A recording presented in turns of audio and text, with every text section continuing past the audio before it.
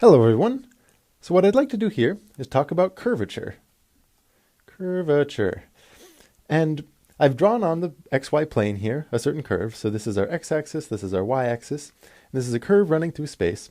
And I'd like you to imagine that this is a road of some kind, and you're driving on it, and you're at a certain point. So let's say this point right here. And if you imagine what it feels like to drive along this road and where you need to have your steering wheel, you're turning it a little bit to the right, not a lot because it's kind of a gentle curve at this point, you're not curving a lot, but the steering wheel isn't straight, you are still turning on the road. And now, imagine that your steering wheel's stuck, that it's not going to move, and however you're turning it, you're stuck in that situation. What's going to happen, hopefully you're on an open field or something, because your car's going to trace out some kind of circle, right? Your steering wheel can't do anything different. You're just turning it a certain rate, and that's going to have you tracing out some giant circle.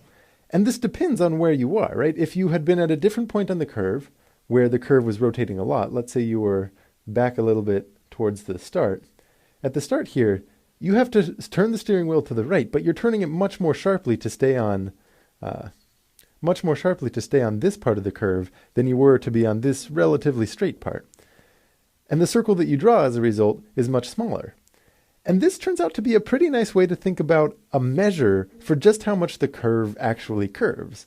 And one way you could do this is you can think, okay, what is the radius of that circle? The circle that you would trace out if your steering wheel locked at any given point.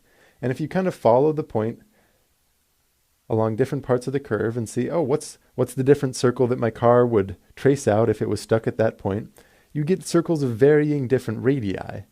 Right? And this radius actually has a very special name. I'll call this R. This is called the radius of curvature. And you can kind of see how this is a good way to describe how much you're turning. Radius of curvature. You may have heard with a car descriptions of the turning radius. If you have a car with a very good turning radius, it's very small, because what that means is if you turned it all the way, you could trace out just a very small circle. But a car with a bad turning radius, you don't turn very much at all, so you'd have to trace out a much larger circle. And curvature itself isn't this R, it's not the radius of curvature, but what it is it's the reciprocal of that, 1 over R. And there's a special symbol for it. It's kind of a K, and I'm not sure in handwriting how I'm going to distinguish it from an actual K. Maybe give it a little curly there. It's the Greek letter kappa, and this is curvature. And I want you to think for a second why we would take 1 over R. R is a perfectly fine description of how much the road curves. But why is it that you would think 1 divided by R instead of R itself? And the reason basically is you want curvature to be a measure of how much it curves in the sense that more sharp turns should give you a higher number. So if you're at a point where you're turning the steering wheel a lot, you want that to result in a much higher number. But radius of curvature will be really small when you're turning it a lot. But if you're at a point that's basically like a straight road, there's some slight curve to it, but it's basically a straight road, you want the curvature to be a very small number.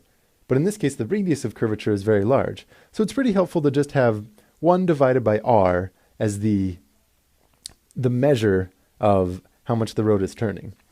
And in the next video, I'm going to go ahead and start describing a little bit more mathematically how we capture this value. Because as a loose description, if you're just kind of drawing pictures, it's perfectly fine to say, oh yeah, you imagine a circle that's kind of closely hugging the curve. It's what your steering wheel would do if you were locked. But in math, we will describe this curve parametrically. It'll be the output of a certain vector valued function.